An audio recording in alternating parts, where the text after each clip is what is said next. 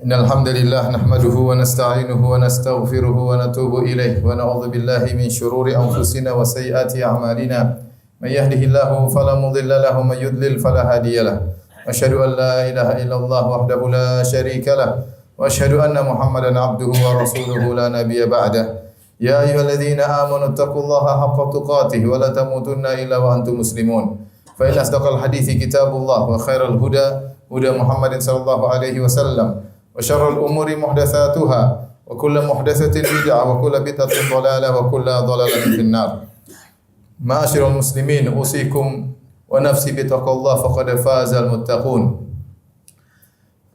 Pada tahun kedua Hijriah terjadi suatu perang yang sangat besar yang dinamakan oleh Allah Subhanahu wa taala dengan Yaumul Furqan, hari pembeda, yaitu perang Badar, di mana kaum muslimin dengan jumlah yang sangat sedikit, 300 belasan pasukan dengan persenjataan yang sangat terbatas harus melawan 1000 pasukan kaum musyrikin dengan persenjataan yang sangat kuat. Hal ini dikarenakan Nabi SAW beserta 315 atau 317 sahabat keluar dalam rangka untuk menghadang kafilah dagang Abu Sufyan. Karena para sahabat telah terusir dari kota Mekah dan orang-orang musyrikin telah merampas harta mereka. Maka saatnya Nabi dan para sahabat merampas balik harta orang-orang kafir Quraisy. Namun Abu Sufyan kemudian lolos, kemudian meminta pertolongan dari Abu Jahal dan kawan-kawannya. Kemudian datanglah pasukan kaum Quraisy dengan jumlah 1000 orang dengan persenjataan yang sangat kuat. Maka tatkala itu kondisi sangat genting. Jumlah yang tidak sebanding 1:3 dan persenjataan juga yang tidak sebanding. Oleh karenanya Nabi SAW tatkala itu berdoa dengan beristighatsah yang Allah abadikan dalam Al-Qur'an. "Idz tastaghitsuna rabbakum fastajaba lakum anni mumiddukum bi alfin minal malaikati murdifin." Tatkala kalian beristighatsah kepada Rabb kalian, maka aku akan menolong kalian dengan malaikat yang datang berbondong-bondong.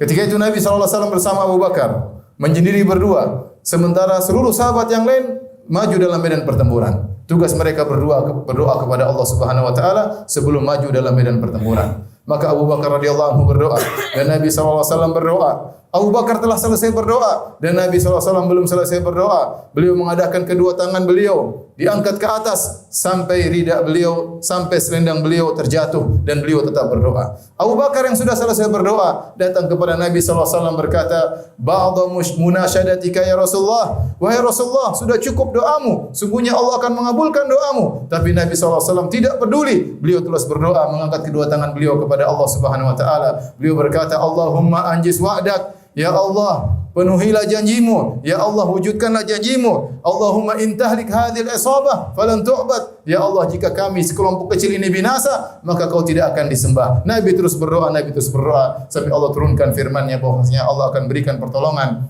kepada kaum muslimin sehingga akhirnya mereka menang dalam perang Badar tersebut. Kata Allah Subhanahu wa taala, "Wa laqad nasarakumullahu bi Badri wa antum adillah. Fattaqullaha la'allakum tashkurun." Sungguh Allah telah menolong kalian dalam perang Badar.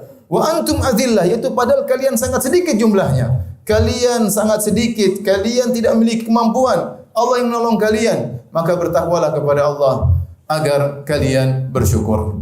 Tatkala seorang berdoa kepada Allah dengan iftiqar, dengan menghinakan dirinya di hadapan Allah Subhanahu wa taala, maka itu salah satu sebab utama agar doa dikabulkan oleh Allah Subhanahu wa taala. Lihatlah Nabi Musa alaihissalam. Tatkala beliau dikejar oleh pasukan Firaun, maka beliau pergi meninggalkan kota Mesir menuju negeri Madian. Tiba-tiba tanpa persiapan, berjalanlah beliau bersafar dalam jarak yang jauh menempuh padang pasir tanpa bawa bekal makanan sama sekali. Sampai akhirnya tibalah beliau di negeri Madian. Kata Allah Subhanahu wa taala, "Walamma warada ma'a Madian wajada 'alaihi ummatan minan nasi yasqun wa wajada min dunihim imra'ataini tadhudan. Qala ma khatbukuma?" Qalata la nasqi hatta yusdira ar-ri'a wa abuna syaikhun kabir. Maka tibalah negeri Madian. Dia melihat sekelompok orang-orang berkumpul di suatu sumur. Mereka sedang mengambil air. Sementara ada dua wanita yang menjauh. Mereka tidak mengambil air. Maka Nabi Musa datang ingin menolong mereka berdua. Nabi Musa berkata, Ada apa gerangan kalian berdua? Kata kedua wanita ini, kami tidak bisa mengambil air sampai mereka pergi. Ya, karena ayah kami sudah tua tidak bisa mengambil air. Kata Allah Subhanahu wa taala, "Fasaqa lahumā, tsumma tawalla ila dhil." Kemudian Nabi Musa dengan sisa tenaganya membantu kedua wanita tersebut. Setelah itu dia bingung hendak ke mana. Tidak ada yang menolongnya. Dia dalam kondisi sangat lapar. Datang bertemu dengan banyak orang, tidak ada yang menjamunya, tidak ada yang mengajak dia makan. Entah ke mana dia minta. Kepada siapa dia minta dijamu? Tsumma tawalla ila dhil, maka dia pun berbaring di bawah sebuah pohon. Kemudian dia berkata, faqala rabbi inni lima anzalta ilayya min khairin faqir. Ya Rabbku, sungguh aku ini sangat fakir, sangat butuh dengan karunia yang kau berikan kepadaku. Maka Allah kabulkan doanya. Faja'atu ihdahuma tamshi ala istihya. Ternyata wanita tadi salah satunya yang ditolong datang kemudian mengajak Nabi Musa untuk pergi ke rumah ayah mereka untuk dijamu oleh sang ayah. Hadirin rahmatillah subhanahu wa ta'ala. Lihatlah Nabi Musa alaihissalam tatkala menghinakan dirinya di hadapan Allah subhanahu wa ta'ala. Entah dari mana pertolongan datang. Beliau lapar, tapi Allah subhanahu wa ta'ala mengetahui keperluan Nabi Musa, maka Allah menolong Nabi Musa alaihissalam. Lihatlah Nabi Ayyub alaihissalam tatkala ditimpa dengan penyakit bertahun-tahun. Sebagian ahli tafsir mengatakan dia ditimpa penyakit 7 tahun sampai semua orang menjauh darinya. Maka beliau berkata sebagaimana Allah sebutkan, wa ayyuba idh nada rabbahu anni masaniyad dhurru wa anta arhamur rahimin. Ingatlah tatkala Nabi Ayyub berkata kepada Rabbnya, ya Rabbku, sungguhnya aku ditimpa dengan penderitaan, aku ditimpa dengan kemudaratan, wa anta arhamur rahimin, dan engkau adalah zat yang maha penyayang di antara para penyayang. Maka Allah pun mengabulkan permohonan Nabi Ayyub alaihissalam. Lihatlah Nabi Yunus alaihissalam tatkala ditelan oleh ikan paus. Wa dhannuni idh dhahaba mughadiban fa dhanna an lan naqdir alaihi. Lihatlah bagaimana Nabi Yunus alaihissalam tatkala beliau pergi meninggalkan kaumnya dalam kondisi marah dan dia menyangka kami tidak akan menyempitkan urusannya. Kemudian tiba-tiba Allah mengirim ikan paus kemudian menelannya. Kata Allah, fanada fi dhulumati alla ilaha illa anta subhanaka inni kuntu minadh dhalimin. Maka dia pun dari dalam perut ikan paus, dalam kegelapan malam, dalam kegelapan perut ikan paus, dalam kegelapan lautan, maka dia mengatakan, la ilaha illa ant, tidak ada yang berhak disembah kecuali engkau ya Rabbku, inni kuntu minadh dhalimin. Sungguhnya aku termasuk orang-orang yang berbuat kesalahan. Maka Allah pun menolong Nabi Yunus alaihissalam. Para hadirin yang dirahmati Allah Subhanahu wa taala, di antara sebab utama agar doa kita dikabulkan adalah iftiqar ila Allah, merendahkan diri ke hadapan Allah, merasa perlu, merasa butuh kepada Allah Subhanahu wa taala, merasa hina di hadapan Allah Subhanahu wa taala. Dan Allah telah berfirman, ya ayuhan nas antumul fuqara'u ila Allah wallahu wal ghaniyyul hamid. Wahai manusia sekalian, sungguhnya kalian fakir kepada Allah Subhanahu wa taala dan Allah yang maha kaya dan maha terpuji.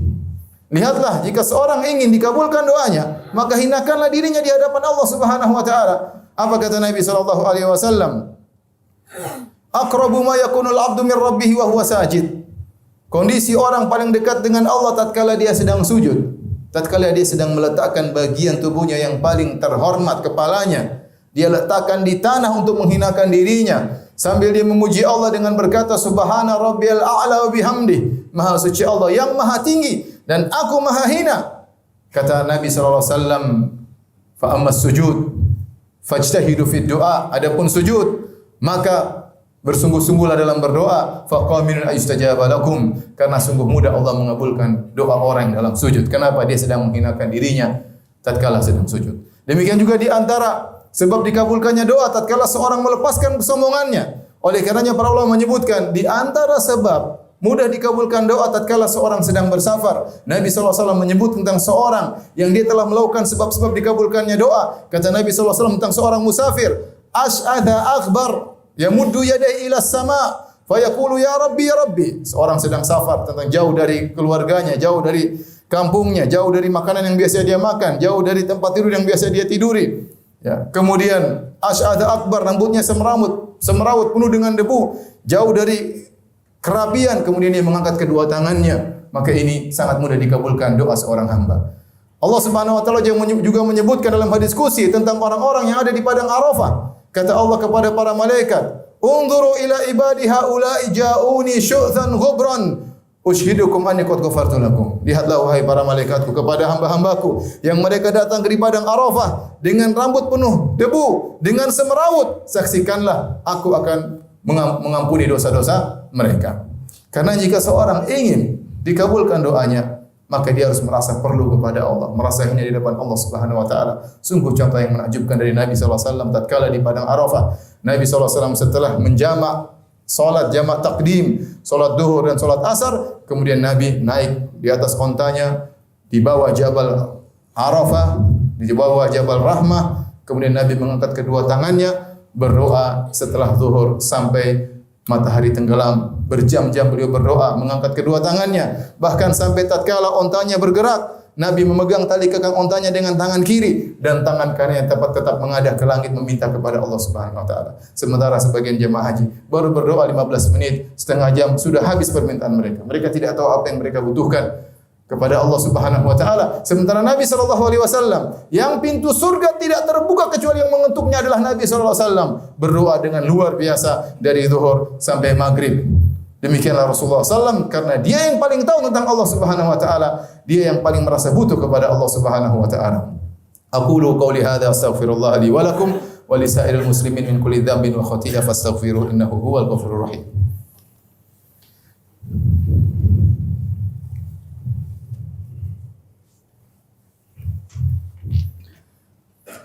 Alhamdulillahi ala ihsanihi wa syukru lahu ala taufiqihi wa amtinanihi wa asyhadu an la ilaha illallah wahdahu la syarika lahu ta'ziman li sya'nihi wa asyhadu anna Muhammadan abduhu wa rasuluhu da'ila ridwani. Allahumma shalli alaihi wa ala alihi wa ashabihi wa ikhwani. Ma'asyiral muslimin, untuk bisa menghadirkan dalam diri kita merasa perlu, merasa butuh, merasa hina di hadapan Allah Subhanahu wa taala, ada dua hal yang mungkin perlu kita lakukan. Yang pertama adalah mempelajari tentang keagungan Allah Subhanahu wa taala. Semakin seorang pelajari nama-nama Allah dan sifat-sifatnya dan keagungan Allah, maka dia semakin merasa hebatnya Allah dan dia semakin merasa hina di hadapan Allah Subhanahu wa taala. Oleh karena Nabi sallallahu alaihi wasallam adalah orang yang paling merasa hina di hadapan Allah Subhanahu wa taala. Beliau pernah berkata, "Ana a'lamukum billah." Aku adalah orang yang paling tahu tentang Allah daripada kalian. Ya. Oleh karena kita perlu belajar apa makna dari Al-Ghafur, Ar-Rahman, At-Tawwab, Al-Halim, Al-Khabir, Al-Qawi, Al-Aziz, Al-Hakim. Ini semua mana-mana yang indah yang menjelaskan sifat-sifat keagungan Allah Subhanahu wa taala. Dengan mengenal nama-nama tersebut kita akan semakin merasa hina di hadapan Allah Subhanahu wa taala. Yang kedua yaitu seorang tahu bahwasanya dirinya adalah hamba yang sangat lemah, yang tidak bisa berbuat apa-apa tanpa pertolongan Allah Subhanahu wa taala. Makanya di antara doa Nabi sallallahu alaihi wasallam, ya Hayyu ya Qayyum. Ya.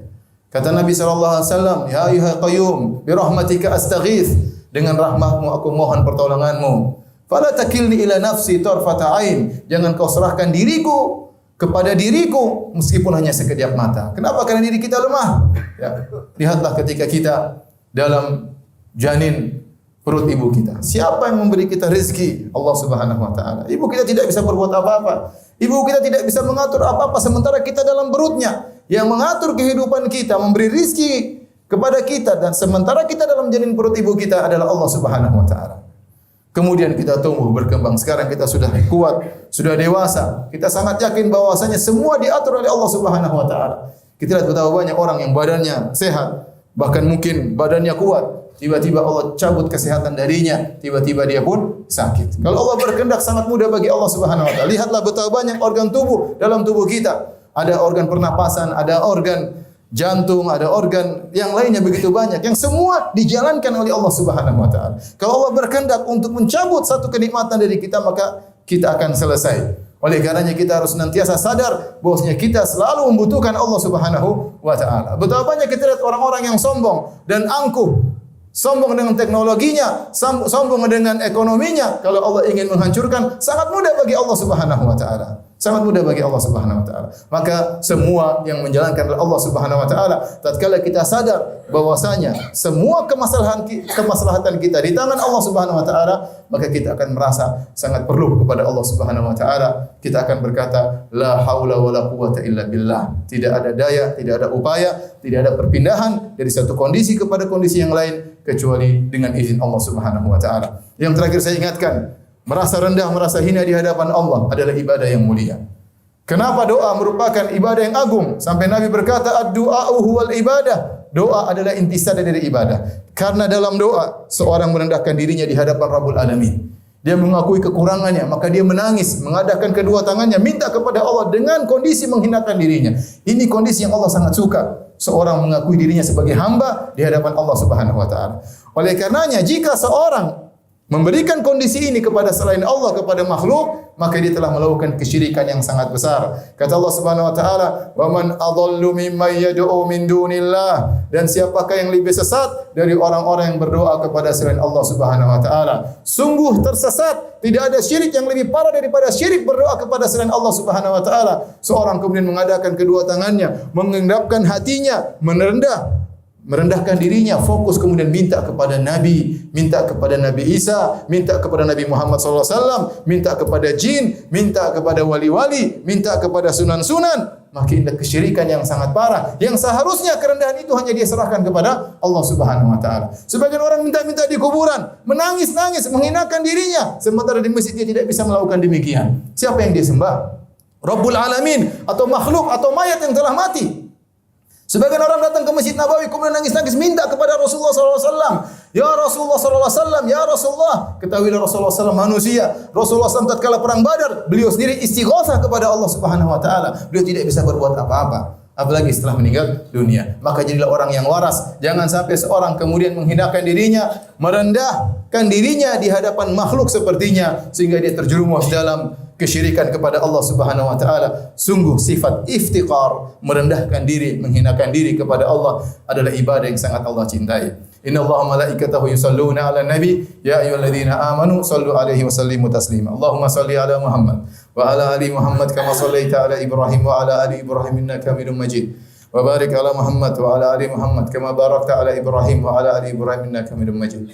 Allahumma ighfir lil muslimina wal muslimat والمؤمنين والمؤمنات الأحياء منهم والأموات إنك سميع قريب مجيب دعوات ويا قاضي الحاجات اللهم آت نفوسنا تقواها وزكها أنت خير من زكاها أنت ولي مولاها اللهم أصلح لنا ديننا الذي هو عصمة أمرنا وأصلح لنا دنيانا التي فيها معاشنا وأصلح لنا آخرتنا التي إليها معادنا واجعل الحياة زيادة لنا في كل خير واجعل الموت راحة لنا من كل شر ربنا ظلمنا أنفسنا وإن لم تغفر لنا وترحمنا لنكونن من الخاسرين اللهم إنا نسألك الجنة وما قرب إليها من قول وعمل اللهم إني أعوذ بك من النار وما قرب إليها من قول وعمل ربنا آتنا في الدنيا حسنة وفي الآخرة حسنة وقنا عذاب النار وأقيموا الصلاة